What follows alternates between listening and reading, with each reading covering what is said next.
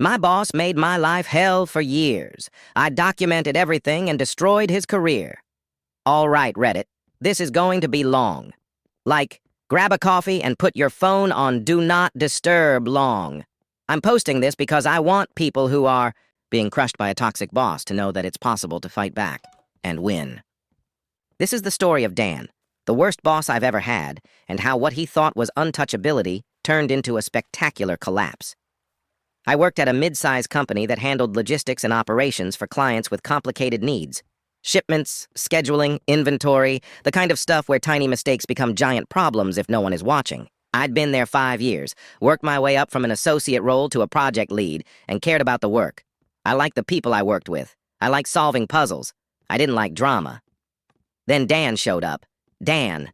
Picture a man in his mid-40s, who wears the same navy blazer on casual Fridays and thinks emails with exclamation points are a personality. He'd been around for a long time. He had a seat at the table, a network among the execs, and a talent for making himself look indispensable. He wasn't actually great at the technical parts of the job.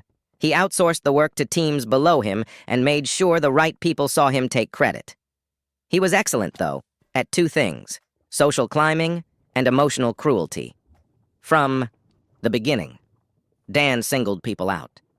I don't know the exact reason he latched onto me. Maybe I asked too many questions in his first week briefing. Maybe I didn't laugh at a joke. Maybe he needed someone to pick on. Whatever the rationale in his head, his behavior escalated slowly at first, then with a deliberate cruelty that felt personal. The microaggressions were the warm-up: sarcastic comments in meetings, backhanded praise in front of clients, helpful corrections to emails I'd written, which he then forwarded on as our update. He would CC executives on emails to highlight minor typos or missed commas, and then exaggerate their significance in the follow-up meeting. We need to maintain professionalism. Let's tighten up. That translated into me having to answer the same question twice while he leaned back and looked like the only reasonable adult in the room. Little stuff became bigger stuff. He'd give me projects with impossible timelines, then refuse to authorize contractors or tools I requested. When deliverables slipped, he'd tell my manager with a calm, pristine email, "Project delayed due to resource mismanagement." He'd tell other teams I was difficult to work with. He stole ideas, rewrote slide decks with his name on top, and thanked people in public while privately forwarding complaints about my attitude. He denied a vacation day because now's not a good time, while he took long weekends for golf. He gaslighted me in performance check-ins. "You need to be more proactive," he'd say, while deliberately starving me of information I needed to be proactive. HR was useless because Dan was a numbers machine on paper. His teams hit targets. Budgets were met. The dashboard looked green. From the outside, he was a high performer, but the way he achieved it was by grinding people down. He treated employees like cogs, replaceable, expendable. If you resisted, he'd make your quarter hell. There were flashes of worse behavior. Once, he publicly humiliated a junior analyst who made a spreadsheet error. He raised his voice, scolded the analyst in front of the whole team, and sarcastically asked if she needed hand-holding for such a basic mistake. She left the room in tears. Another time, he accused someone of trying to sabotage a presentation because they had the audacity to question his timeline. The pattern was the same: take any sign of independence or perceived failure and weaponize it. For 2 years, I got good at surviving. I learned how to respond to his emails without giving him ammunition. I learned how to spin status reports in a way that reflected the reality of the work while keeping the inbox calm. I kept my head down, did the work, and tried to make sure the clients were happy. I saved everything. I've read about how lawyers tell you to document. Turns out, lawyers are right. The tipping point was petty in the moment, but huge in consequences. A senior manager position opened in the division, a role I'd been groomed for. I'd run projects that had directly produced revenue. I'd stayed late, trained new hires, and had senior colleagues say I was ready. I interviewed well. People said I was the natural choice. Then Dan walked into the VP's office and casually said, "She's not leadership material. She gets flustered under pressure. I don't think she has the temperament." He smiled as he said it, that casual, offhand destruction that felt like a sledgehammer. The promotion went to his friend, a guy who was mediocre at best and who once fell asleep in a client meeting. I received the rejection email at 7 a.m., collapsed in the office lot, and promised myself I would not leave quietly. I could have quit or filed a petty complaint. Neither appealed. Neither felt like justice. Dan had power not because he was good, but because he'd learned how to be untouchable. He didn't just want to win, he wanted to dominate. So I plotted. First, documentation. I started a private folder. Emails, Slack messages, calendar invites, memos, screenshots. I saved everything that showed when he sent messages at 2 a.m. demanding deliverables that his earlier calendar claimed were not urgent. When he asked me to cover a call and then criticized me for not having the deck ready, I saved his request. If he told a client, the team will provide this by Friday, but never actually authorized the team to do it, I saved the client email, the company tickets, and the time logs showing employees working overtime. Second, allies.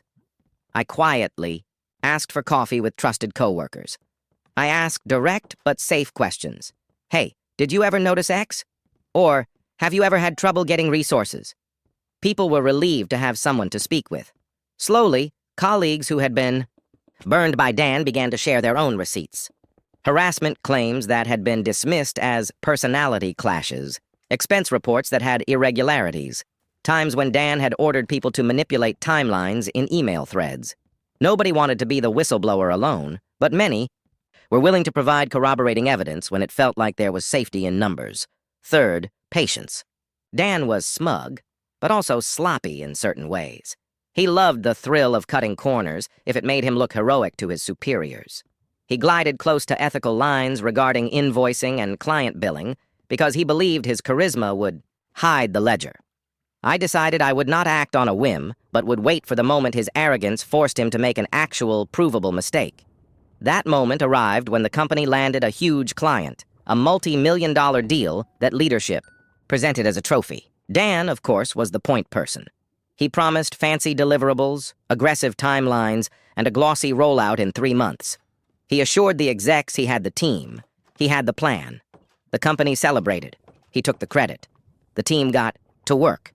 Dan's modus operandi was to delegate, trim costs, and present results. For this project, though, he did something else. He padded the budget, moved money around in internal spreadsheets, and instructed his project managers to bill hours in a way that looked good on paper, but hid how money had been redirected to external vendors he favored, vendors who conveniently gave him side perks.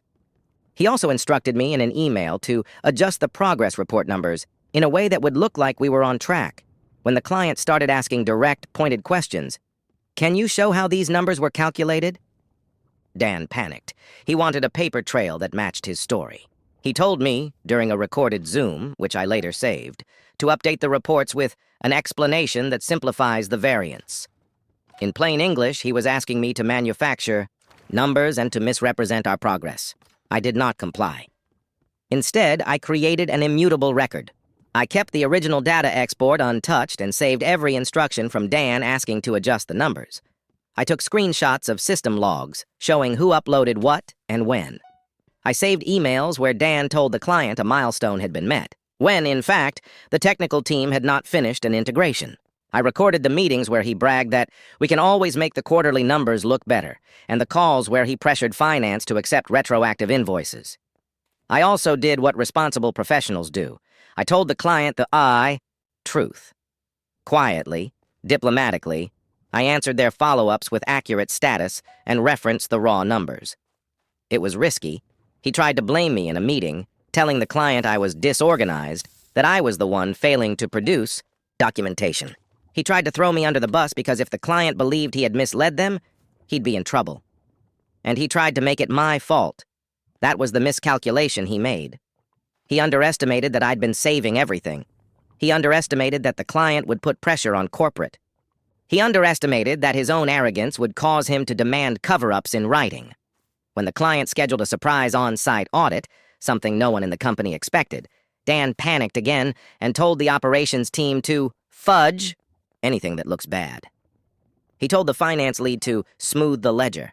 Those instructions were in emails and in recorded calls. I had them all. During the Q&A, an auditor asked for the raw time entries for the project. Dan tried to hand them a summarized document. I calmly asked if they wanted the raw export. They did. I opened my laptop, pulled up the original exports, and, because I'd prepared for this. I had a clearly labeled folder, Project Ledger of raw data. I projected it on the screen. Then I pulled open the email threads where Dan had instructed people to reclassify vendor charges and to submit retroactive invoices. I opened the chat logs where Dan told a PM to make the numbers look better, and the recorded call where he asserted, "We'll reconcile later." The room hummed with a charged silence as the auditors clicked through the evidence. One by one. The fingerprints were undeniable. The auditors asked pointed questions. Dan stumbled. The executives who had been on stage praising the deal shifted in their seats. He tried to spin, to minimize, to blame. The VP looked at him with a slow sort of disappointment that was worse than anger. "Is this true?" she asked. Dan stammered and then tried the old fallback. Deflection. "We had to be flexible," he said. "Sometimes numbers lag. Operations is messy." It was pathetic. His charm had been banked for years.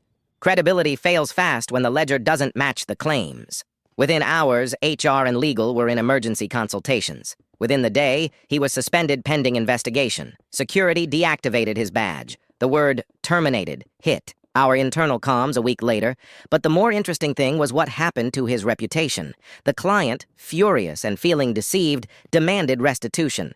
They negotiated a settlement contingent on management making structural changes, and one of those changes was a review of any leader who had participated in the misreporting. Dan's name came up repeatedly. I made my report to HR as they requested, and I handed them the Dan dossier, the folder of emails, Slack exports, recordings, invoices, and chat logs. HR acted. Legal acted. The audit found discrepancies consistent with deliberate misreporting and malfeasance. The company publicly announced Dan's termination. The client, having seen the proof, continued the partnership, but with strict oversight.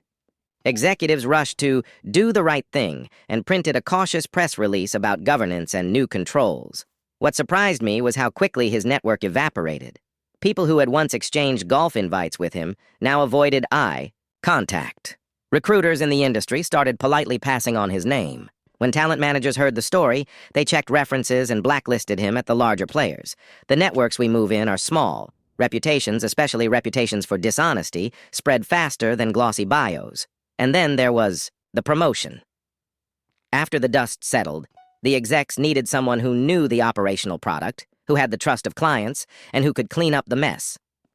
I had all those things. HR and my manager offered me a senior role, not just as a reward, but because they needed someone credible in charge. I accepted. The raise was good. The team was loyal. I instituted the controls that should have been in place all along. Transparent reporting, mandatory export of raw data with audit logging, and a whistleblower channel that actually allowed anonymity. Dan tried, in a desperate and embarrassed email, to explain himself to colleagues after his termination. It went unnoticed. He later emailed me demanding to clear things up and set the record straight. I did not reply. Some colleagues told me they felt a little guilty about not confronting him earlier. I told them not to feel guilty. The system protected people like him for a while. Plenty of folks were scared. Plenty of others tried to play along to survive. The important part is what happens when you move from fear to action. There were consequences beyond firing. The company added governance, did remediation with the client, and restructured incentives to prevent similar manipulations. People who had been too afraid to speak up felt empowered. Some of my former colleagues told me later they'd filed their own complaints about micro-abuse. I didn't create these changes single-handedly, but I triggered the moment where enough evidence made it impossible to ignore. I don't regret how I handled it. I stayed professional, I didn't leak things to the press or trash him on LinkedIn.